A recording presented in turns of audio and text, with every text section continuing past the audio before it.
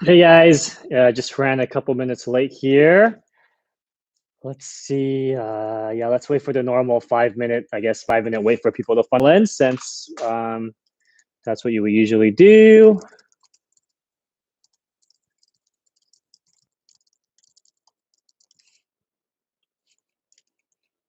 And then we will start from the top up as usual, okay guys? So just hang tight.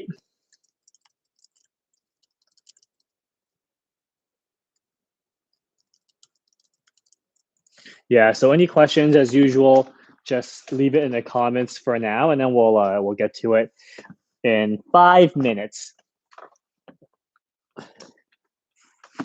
Let me just set up the quad as usual.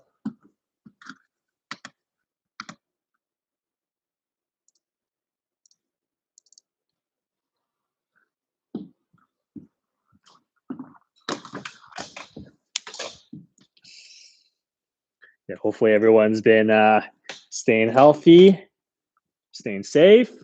Everyone's playing golf, hopefully.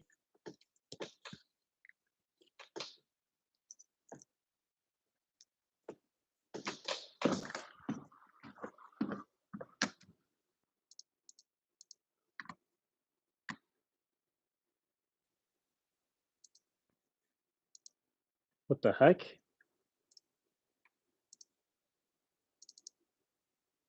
Not sure why that happened, guys. Yeah, we'll see if the software is working. I'm not sure why the software is not working. I'm not sure why the license didn't validate there, guys. So we'll take a look.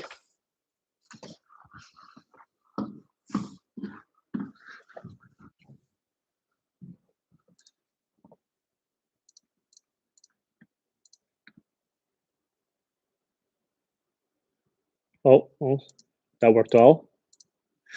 That worked well. So we'll just hope. Luckily, that worked well. So to the 4 people here, we will start in a, in a few minutes. Matt, I will answer that questions in 3 minutes or so. I'll usually like give it 5 minutes or so for people to funnel in, but we will get to that question, Matt, very shortly. If anyone else has any questions, you can feel free to leave in the comments, and we will see how long this today runs for. But yeah, we'll. Let me just check something, guys. Let me just grab some water as well in the meantime.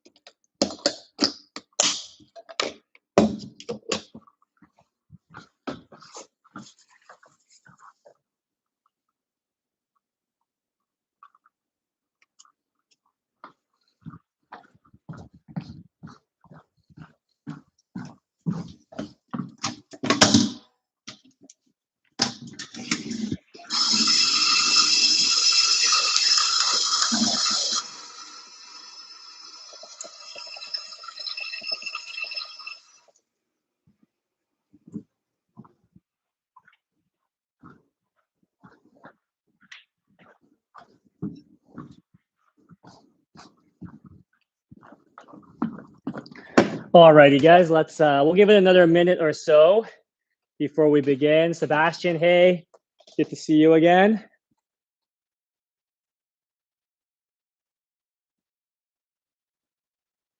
Yeah, the lockdown has been extended, unfortunately, for us here in Ontario. So hopefully June 2nd will actually be a June 2nd opening, Sebastian. But yeah, I can answer that question very shortly. I'll give it another minute or so, and then I'll begin. This might be a short one today if there's not many questions, which is fine. I will go eat dinner earlier today.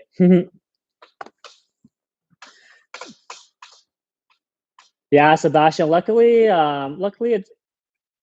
I'm in a pretty good spot, Sebastian. I do quite a bit of online coaching, so I'm very lucky and fortunate that even with the lockdown, I'm doing okay. I'm hanging in there. So not really stressed out too much, but I am worried about most other golf pros in the province, most of their, whether they're coaches or assistant pros or associate pros at other golf courses in Ontario. I do worry about them. With their inability to work right now. So it is pretty stressful for them, I'm sure. But anyways, let's begin. We'll see how many questions we have and we'll get through today, and then we'll go from there. So Matt's asking, hey Larry, what is your take on the 10-finger grip? Do any of your clients use it? Do you prefer that they transition away from it? I'm not really fussy on the grip, really, as long as you're gripping the club in the fingers and not the palms. I really don't care whether you're interlock, you're overlap, you're 10 fingers. I have friends and clients who use 10-finger grips and they play well. They hit the ball great. I'm really not too fussy about the grip. So if a client shows up and they're 10-fingered, I'm not going to ask them to change it, especially if they've been playing for a long time. The grip changes are pretty much pretty much one of the hardest things you can try to change in the golf swing. So golf grip changes, I'm not really keen on messing around with, Matt. So if you're 10-fingered and you hit the ball fine, continue to be 10-fingered. If you don't hit the ball fine, chances are there's other issues in your swing. That is the reason why you're not hitting it good, as opposed to blaming it on a 10-finger grip. So Sebastian, yeah, you're asking about if you end up caving and buying a net and a hitting mat for the backyard, since the mat will be slightly above my feet, do you recommend choking up with all my clubs? Probably not. I'd much rather you buy, whether it's like one of those big 4x4 mats where you're standing on the same surface as the hitting area, or you buy a stance mat that's the same height as the hitting mat as well. Try to keep things as consistent as you can. I would definitely make sure that the surface you're hitting on with the stance mat and your hitting mat is the same level, whether they're two different pieces or whether it's one piece. Definitely keep them the same level. Frank's asking, what's your take on a single club shaft length for irons a la Bryson? No thoughts on it. I haven't really looked too deep into it. Asking the guys at TXG, Tour Experience Golf, would be a better way to go about it. I mean, I think from the live Q&As that they do on their YouTube channel, and I think they might have done a video on single club shafts. That's a much better place to look at. I have no personal experience with single club shafts, so I don't really have a take on it. If it helps you play better, by all means, go for it. But it's one of those things that you really got to test out and try for yourself. Funny videos. I did the teardrop move to overcome the over the top move, but I feel like I lose too much distance. I'm not really sure what the teardrop move is, funny videos, so maybe you can expand on that. I'm not quite sure what that teardrop move is. So yeah. John is asking, hey Larry, do you have any drills for preventing overswinging or going beyond parallel? I'm having a hard time fighting this when driving. Thanks. For most players, when you start hitting driver, you're probably going to be at parallel a little bit over. Just because you're short of parallel with an iron, you're probably not going to be short of parallel with a driver. Because the club is so long and you're trying to maximize the distance, the body starts turning more to maximize distance, and the club being further from the hands kind of pulls the hands further back. You're going to be probably at parallel a little bit longer. So I'm not super fussy about the driver going past parallel, as long as the irons are at parallel. And also if you hit it well, right? There's no issues with that. That being said, though, if you're not hitting well and you think it's your overswinging, you're probably overswinging because your arm folds too much, your right arm folds too much, or sorry, your trail arm folds too much, or your wrist hinges too much, right? So it all goes back to the same things we do with irons or drivers, right? People always ask, oh, like, is this the same for the driver? It should be the same for all clubs because it's a full swing. So making sure your trail arm stays straighter, is not overfolding, making sure your wrist is not overhinging, and really just making sure your arm unit is moving at the same speed and at the same pace as your torso turn is.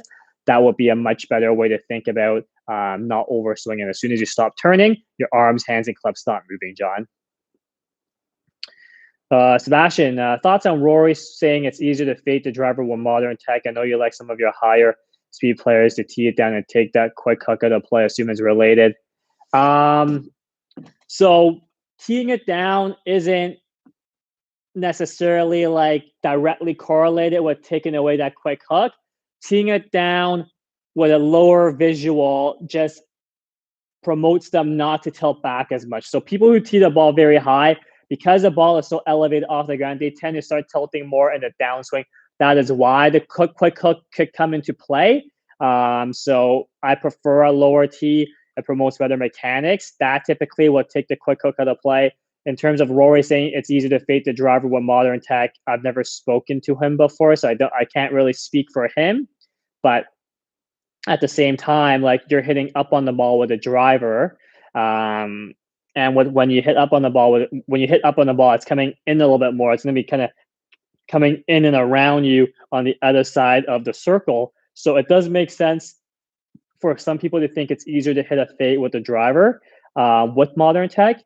That being said, a lot of great players hit draws, a lot of great players hit fades. It really is personal preference and really depends on what kind of confirmation bias you may need. So whatever floats your boat, really. I got no preference for my clients. If my client is a good enough golfer, it's up to them to decide what they want to hit. I do prefer for them to stick to one ball flight, but whether it's a draw or a fade, it really doesn't matter. But I do really prefer high speed and low speed guys to tee it up with a lower tee. I do not want my clients to rely on a high tee to get speed. I don't think a high tee gives you more speed. So I always prefer a lower tee with almost all my clients. You're welcome, Matt. Velocity Technology is asking, hi, been faded for the last few years, but lately I've switched to playing a draw, tending to hit high blocks on bad days. Any advice, please? Hard to say. I mean, if you've been hitting a fade for a long time and you're hitting it fine, there's really no reason to switch. I'm not sure why you decided to switch to playing a draw, but more often than not, if you're hitting a high block, you're probably tilting back. You're relying on the tilt back of the upper body to get the club inside out, which is not ideal, okay? So typically, people who experience the high block, they are sliding and tilting too much in the downswing. And you can see if I slide and tilt back, sure, I get the club inside, but I don't rotate very well. That's where you get high blocks. A better way to think about hitting a draw is just making sure the club comes from behind you, but you're still keeping posture, feeling the left shoulder stays down or your lead shoulder stays down and around. Never rely on the tilt to get the inside out. Always rely on whether it's the arm structure or the wrist structure to get the club behind and get inside out. Never rely on the tilt. So if you're seeing blocks, chances are you are probably tilting back too much in the downswing to play a draw, and that's not ideal. John, thanks for the advice. You're welcome. By the way, I seem to be falling on my heels side sometimes when driving, good or bad thing. Honestly, no idea unless I see the swing, John. If you hit it fine, it's not a big deal. If you're not hitting it fine, there's other reasons at play that's making you not hit it well. And you falling on your heel side may just be a result of those bad things. But you falling back on your heel side will not be directly correlated with you hitting it poorly. There's definitely other things in play that's making it not so good for you. So hard to say without seeing the swing, John. Frank, you have a GC quad. Have you done any quad versus TrackMan for comparison? Yeah, I've seen quad against TrackMan. I prefer quad any day, whether it's outside and inside. Really, I really don't, especially like being in Canada where half the season is indoors. There's really no reason for anyone in Canada to buy a TrackMan, in all honesty. That's just my belief. That's my preference. I mean, TrackMan is a very, very great unit. It's a great technology that will help people play better and coach better and fit better. But if I had a choice between quad and TrackMan, I would definitely pick quad any day if they're the same price. Even if quad was a little bit more expensive, I would still pick quad, really. Edison is asking, hey coach, with driver at impact position, is the right arm also slightly bent like with irons? Yes, I prefer all full swings to be slightly bent right arm for a right-handed golfer. I don't like that right arm straightening into the ball too early. Typically, when that happens, your face rotation also becomes very chaotic and it's not as stable. Typically, good structure, right arm is bent because you're not pulling your hands down, because you're not straightening your right arm excessively, which is all good things, Edison. So If the right arm is not staying bent with into impact, chances are you're pulling your hands down too much, which isn't ideal because it means the arms and hands are overtaking the torso rotation in a downswing, and then it's not so predictable at that point, Edison. So your swing's looking really, really good. We're making really good progress. So it's getting there. Really, it's definitely getting there, Edison. Obviously, it's not perfect, but you're following the instructions to the academy really well. So it's just something that you're going to have to keep monitoring on your own when you're videoing yourself when you practice. So keeping that right arm slightly bent will be ideal for all full swings, dude. You're welcome, Edison. You're welcome, Sebastian. Shoulder down velocity. Yeah. So velocity, shoulder down is definitely key. Like I said, if you're hitting people who hit high blocks, is typically they're too far inside out and they're tilting back. People who are maintaining posture, maintaining their inclination really in a downswing when, like you can see, you're bent over in your backswing. You make your backswing, and then when you stay bent over, you maintain that posture. People who maintain their posture well in the downswing typically rotate well and typically will not hit blocks, okay? People who hit blocks are typically people who, even though they may have a decent backswing, if they do this and start early extending, they start tilting back, they don't rotate, they start throwing things to the right. If you don't rotate very well, the arms have to turn, and that's very, very inconsistent velocity. So that is why I suggest shoulder down, lead shoulder down in the round to maintain posture, maintain that forward bend in the downswing, and that will really help you with not hitting those high blocks.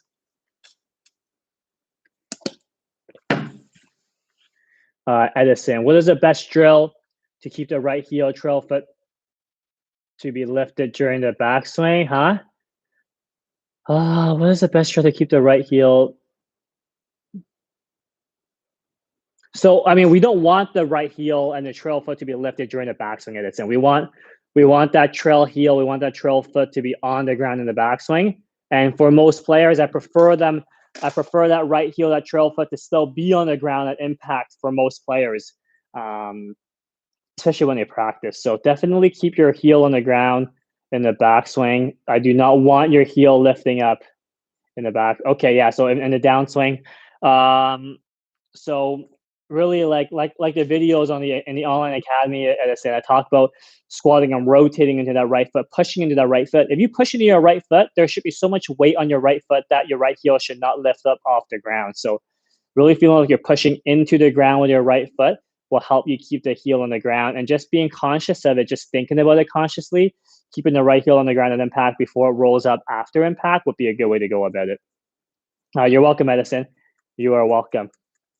Not many questions today, guys. So maybe I will, if anyone has any other questions, feel free to kind of leave it in the chat. If not, I'm gonna go and eat dinner earlier today than I usually do, which is nice. So yeah, let's call it that. Short chat today, which is cool. So let's call it a day then. But yeah, thanks for everyone who did ask questions. Thanks for tuning in. As usual, a little shorter today than we usually do. We usually like run it for like 40-50 minutes, but not too long today. So hope everyone stays safe and stays healthy. Any questions, feel free to drop by next week at 6 p.m. Eastern time, and then we'll answer some questions then. Thanks, guys.